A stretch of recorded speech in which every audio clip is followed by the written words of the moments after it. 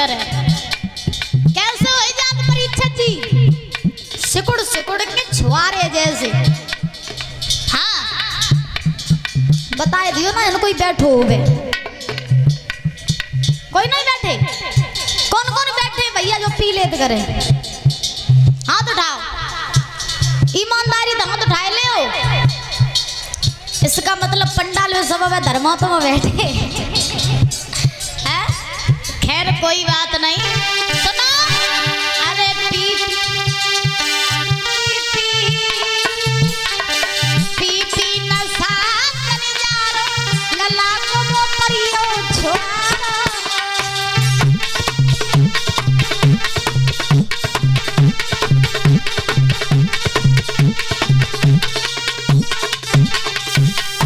P नशा तने जारो लला को मो परियो छुआरो।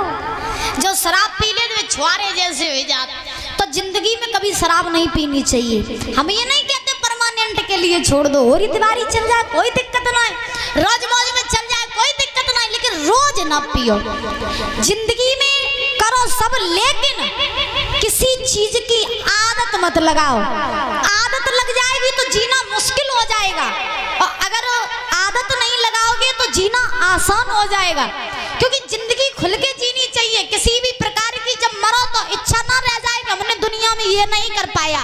अरे मनुष्य का शरीर बेर बेर थोड़ी नहीं मिलता है बार बार नहीं मिलता है ये मनुष्य का शरीर। याद रखना मनुष्य इस पृथ्वी पर बार बार नहीं आता है। तो इसलिए जिंदगी ऐसे जियो कि जब मर जाओ तो आपके भीतर कोई इच्छा ना रह पाए कि हमने ये काम नहीं कर पाया। लेकिन किसी चीज की आदत मत लगाओ भैया। हाँ तो शराब कभी नहीं पीनी चाहिए रोज मौज में चल जाए कोई दिक्कत ना है। जुआ कभी नहीं खेलना चाहिए।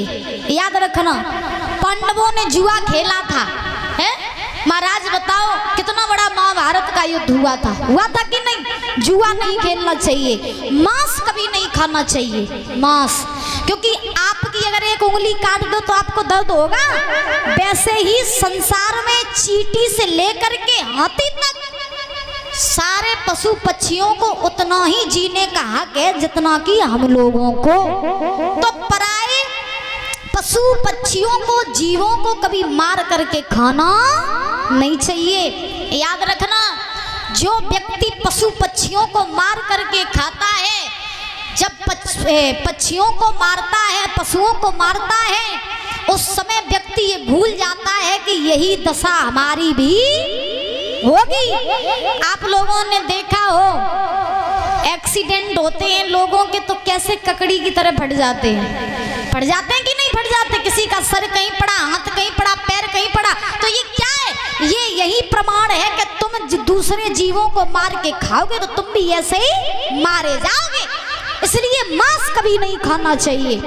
और दूसरी बात कि पराई नारी की संगत कभी नहीं करनी चाहिए। पराई नारी की संगत क्योंकि पराई नारी की संगत अगर आप करोगे परीक्षित जी तो याद रखना दुनिया में तुम सबको ही हो जाइए लेकिन पराई नारी कबहू तुम्हें अपनी नहीं होए।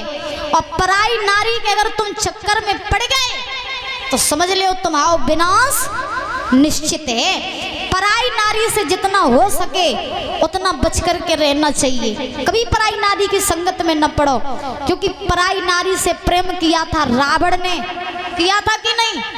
और फिर हुआ क्या अंत में सोने की लंका राख में मिल गई और पूरे कुल खानदान को नाश कराए दो।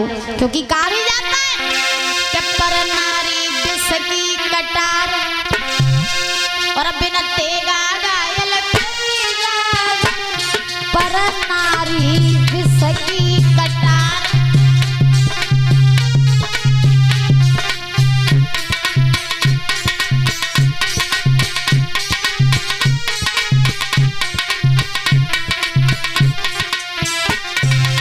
सुनो पराई नारी विष की कटार होती है मैया। तुम्हारी बुराई नहीं कर रहे ना तुम जो सोचो तुम्हारी बुराई करना। हम इन लोगों को बता रहे हैं क्योंकि आज के जमाने में 100% में तो 80% लोगन को अपनी तो ज्यादा पराई प्यारी लगत है।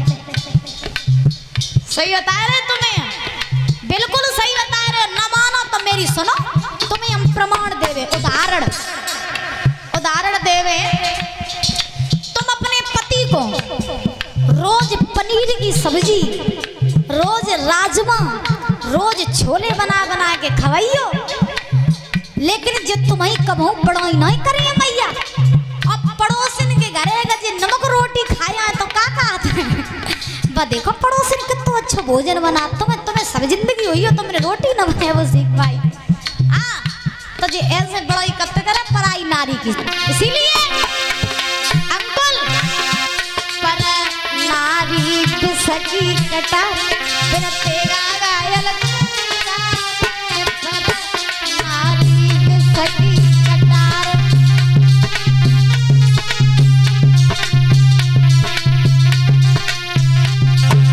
और सुना, अरे आजकल के नौजवान को पर नारियत प्यारी,